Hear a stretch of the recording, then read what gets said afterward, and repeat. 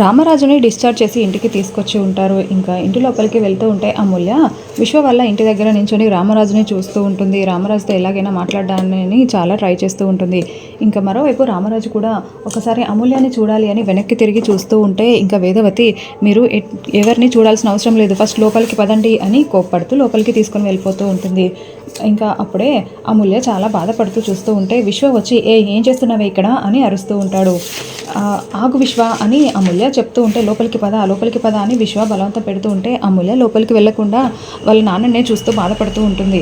ఇంకా దాంతో విశ్వ కోపంగా అమూల్య చెంపపై లాగి పెట్టి కొడతాడు.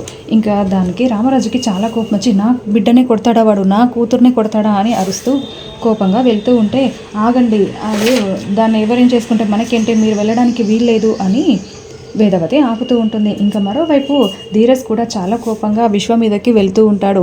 ఇంకా ఇదంతా చూస్తున్న ప్రేమ వాళ్ళ అన్నయ్య అలా చేస్తున్నాడని చాలా బాధపడుతూ చూస్తూ ఉంటుంది. ఇంకా విశ్వ ఏమో అమూల్య చేయి పట్టుకుని లాక్కొని బలవంతంగా లోపలికి తీసుకుని వెళ్తూ ఉంటాడు.